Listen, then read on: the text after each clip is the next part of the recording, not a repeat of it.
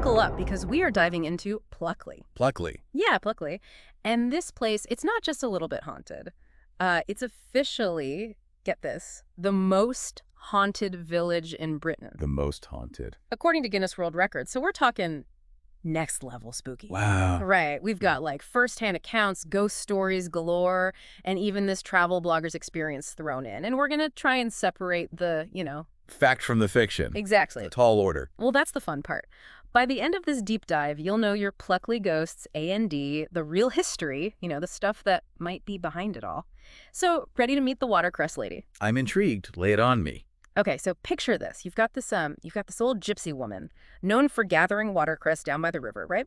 So one evening, she falls asleep on a bridge. Tragedy time. Her pipe catches her clothes on fire. And so, well, let's just say it's not a peaceful ending. Oh, no. Yeah. But here's where it gets spooky. Locals, visitors, they all say there's this, pink glow that hangs out by that bridge. A pink glow. Yeah, like a chilling reminder or something. You can see how stories like that get started, right? Yeah. I mean, it's a tragic accident, sudden, unexpected, taps into those primal fears we all have. Totally. And Pluckley's got more than its fair share of those. Ever heard of the Screaming Wood? No, but it sounds promising. Okay, so I'm getting chills just thinking about it, but people hear screams, like blood-curdling screams coming from these woods. No explanation. Nope. Just pure terror. People they bolt. It's like that primal fear, The unknown. It messes with you. Absolutely. So many cultures have these traditions of ghosts, hauntings, especially in places that defy logic, when we can't explain something. Our brains come up with something else, right? Fill in the blanks. Exactly. Okay, speaking of filling in blanks, let's move on from those creepy woods to something a little cozier, shall we? The Black Horse Inn. An inn. Yeah. With ghosts. Oh, yeah. Yeah. It's this old pub, 15th century, I think. And it's got all the classics, glasses moving on their own, cutlery rearranging itself. Have you ever, been somewhere old and felt, like something was a little off? I can't say that I have. It's like you walk into these places, and it's like the energy of everyone who's ever been there is just kind of soaked into the walls, Right, and see how that would be unsettling for some people. Yeah, especially when you factor in Pluckley's all-star lineup of otherworldly residents. I mean, where else can you find a hanging schoolmaster, a phantom coach and horses, and a ghostly monk all in one place? It's like a who's who of spooky stories. It sounds like quite the collection. Oh, and we haven't even gotten to the Daring family yet. They were like the bigwigs in Pluckley, going all the way back to the 15th century. The Darings. Yeah, and get this, the story goes that during the Civil War, one of the Darings, barely escaped capture by jumping out of a rounded window. A rounded window? That doesn't sound easy. Right. But he managed to get away. So when he rebuilt his manor, guess what he did? I'm guessing he included a few more rounded windows. All rounded windows, like a tribute to his great escape. That's kind of clever. And get this, the style, it totally caught on throughout the village. It's like everyone thought, well, if it's good enough for the Darings. A local trendsetter. Yeah. It's fascinating how these historical details can weave their way into the present, isn't it? Almost like a physical echo of the past. Makes you wonder what those walls have seen. Oh, I'm sure they've seen a lot, especially a place called Fright Corner. Legend has it, a highwayman met a very unfortunate end there. Seems like dramatic events have a way of lingering in Pluckley, becoming part of the local lore. I'm sensing a theme here. Right. It's like the line between history and haunting gets super blurry in Pluckley.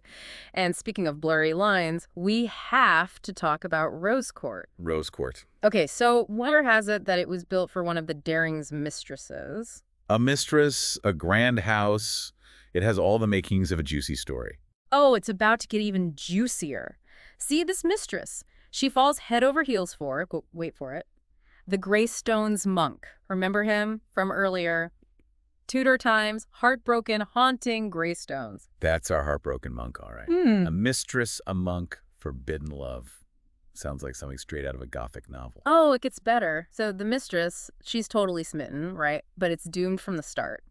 And it supposedly ends with her, heartbroken, poisoning herself. No, really. Yeah. Ivy and berries, they say. Talk about a dramatic exit. It really adds to the drama, doesn't it? All these layers of love and loss, it's what makes these stories so compelling. It's like Pluckley's haunted by heartbreak as much as anything else. And guess where this tragic poisoning supposedly went down? Let me guess, Greystones. With a view overlooking Greystones, naturally. Talk about adding insult to injury. It's like the emotional energy of the whole thing just seeped right into Pluckley's foundations.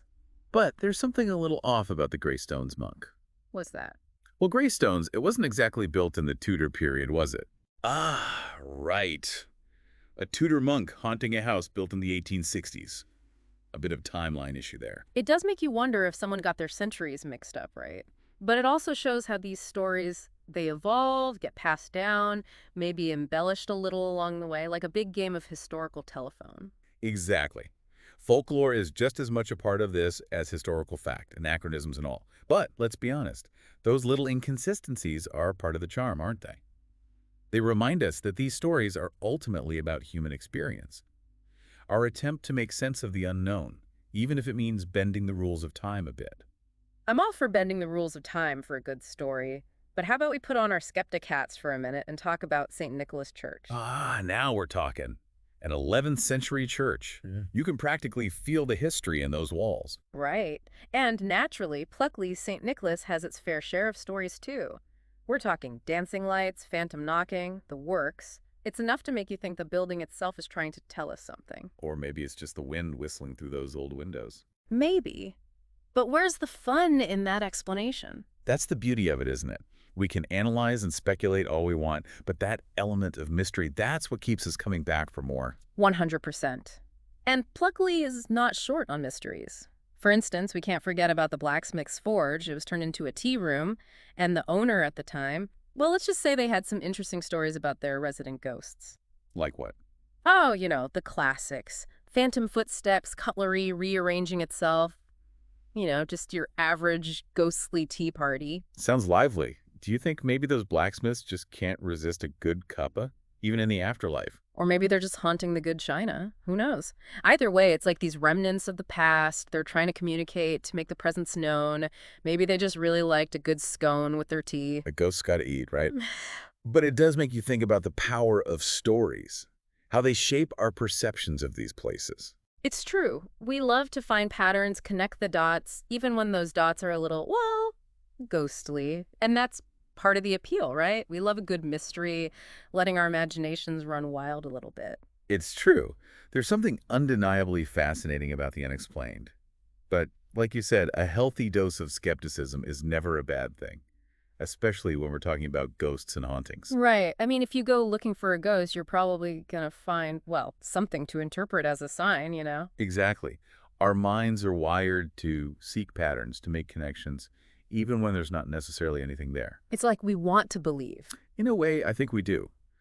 But even if we approach these stories with a healthy dose of skepticism, there's no denying that places like Pluckley, they have a certain allure. Absolutely. They spark our curiosity, make us want to experience these places for ourselves. It's true. It's like the stories, whether they're true or not, they've given Pluckley this aura, this atmosphere you just can't find anywhere else. You know what I mean? Yeah. It's like stepping into a postcard, but with the added possibility of a ghostly encounter. And that's the beauty of it, isn't it? That blend of history, mystery, and the unexplained. It's a good reminder that the world is full of wonders, some a little stranger than others. Speaking of strange, we didn't even touch on that story about the ghostly couple and their dog. The one seen strolling along Station Road. Oh, right. The invisible couple with the very audible dog. That's the one. What do you make of that? Honestly, that sounds like either some next-level ghostly coordination or someone was having us on. Either way, it adds to the intrigue. It really does. And I think that's the biggest takeaway from all of this.